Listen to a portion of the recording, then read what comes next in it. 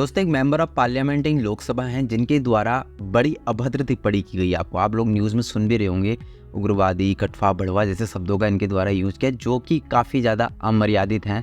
आप संसद भवन के अंदर ऐसे शब्दों का यूज़ नहीं करना चाहिए आपको, राइट। तो और ये जो हैं जिन पर इन्होंने ये दानिश-अली हैं, जिन मेंबर ऑफ पार्लियामेंट को इन्होंने ये सब बातें बोली हैं, ठीक है।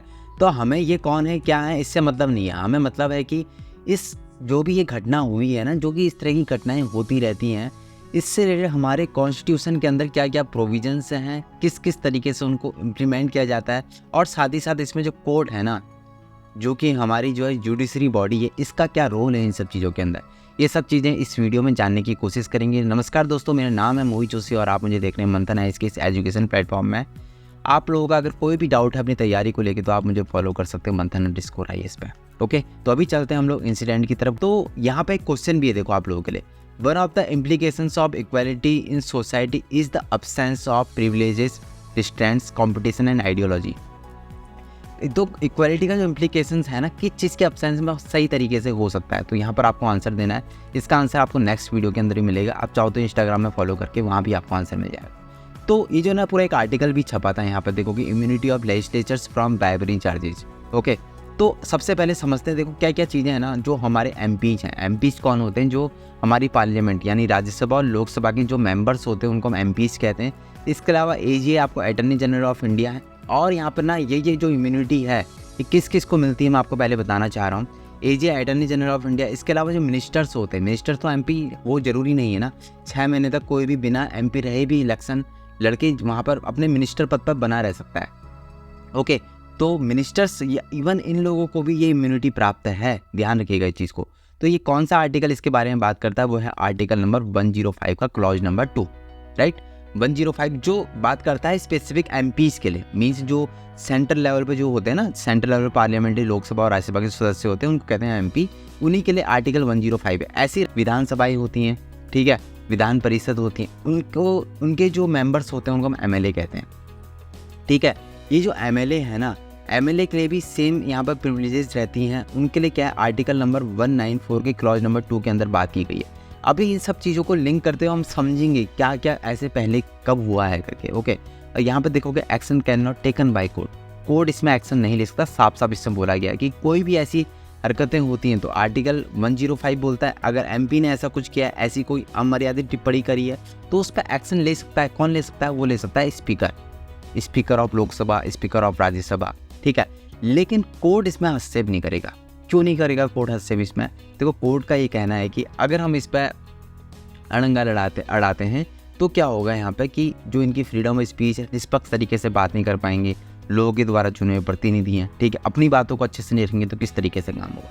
तो ये चीज़ को लेकर ये प्रोविज़न बनाया गया था, और अभी ना इसका किस तरीके से दुरुपयोग किया जा रहा है वो चीज़ की बात है। देखो यहाँ पर यहाँ पर आप देखोगे ना, ये इनका नाम है शिबू सोरेन।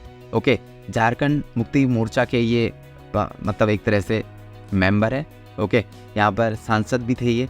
तो 1993 की बात है ये। 1993 के अंदर नरसिम्हा राव की सरकार हुआ करती थी।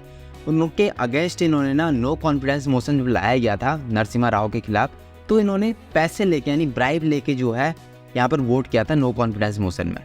तो इन पे ये आरोप लगा था, बाद में ये आरोप सिद्ध भी हो गया। ओके, तो वोट दिया करके इन्होंने, लेकिन फिर ये कोर्ट चले गए कि भैया मुझे तो इम्यूनिटी प्राप्त है ना, मुझे आर्टिकल 105 क्लॉज नंबर 2 इम्यूनिटी देता है कि मैं जो है ना कोई भी चीज़ इस तरह की अगर करता हूँ तो उस पर एक्शन कौन लेगा? स्पीकर लेगा। आप कोर्ट में मेरा मामला जा ही नहीं सकता। तो ठीक है, वहाँ पर ना 5 जजेस की बेंच बैठी थी 1998 के अंदर नरसिम्हा वर्सेस स्टेट केस के अंदर।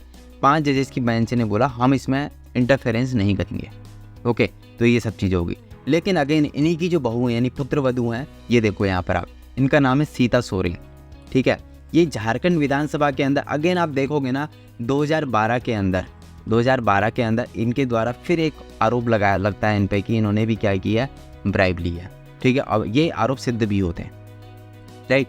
तो इन पर फिर क्या की जाती है, सीबीआई इन्वेस्टिगेशन होती है। सीबीआई इन्वेस्टिगेशन के द्वारा कई सारी चार्जशीट भी लगाई जाती हैं। ओके, तो मामला पहुंचता है कोर्ट के अंदर जाती हैं सीता सोरेन, बोलती हैं 194 क्लॉज नंबर 2 के अंदर जब मुझे इम्यूनिटी प्राप्त है तो किस तरह की चार्जशीट मुझ पर कैसे लगाई जा सकती हैं, ठीक है। तो इस बार ना जो हाई कोर्ट ने इनकी याचिका ना रिजेक्ट कर दी। ओके, मामला चला गया कहाँ? Supreme court. सुप्रीम कोर्ट में 3 जज की बेंच बैठती है यहाँ पर। 3 जज की बेंच से बोलते देखो ये मामला क्योंकि ना इस वाले केस से लिंक है, और यहाँ पर ऑलरेडी जो बेंच बैठी थी ना 5 जज की बैठी थी, तो इस पर जो वर्डिक्ट है इसके लिए आपको 5 जज की बेंच के पास ही जाना पड़ेगा। ओके, 5 जज की बेंच के पास जाना पड़ेगा। तो 5 जज की बेंच के पास ये मामला पहुंचता है।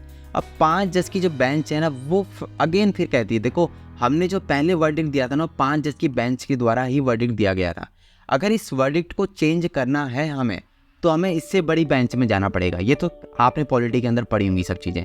अगर किसी भी वर्डिक्ट को हमें चेंज करना है जो पहले दिया जा चुका है, तो वो जो जितने जजेस की बेंच थी ना पहले, उससे ज़्यादा जजेस की बेंचेस अब होनी चाहिए। यानी पहले 5 जज की थी, अब कितने जज की होनी चाहिए?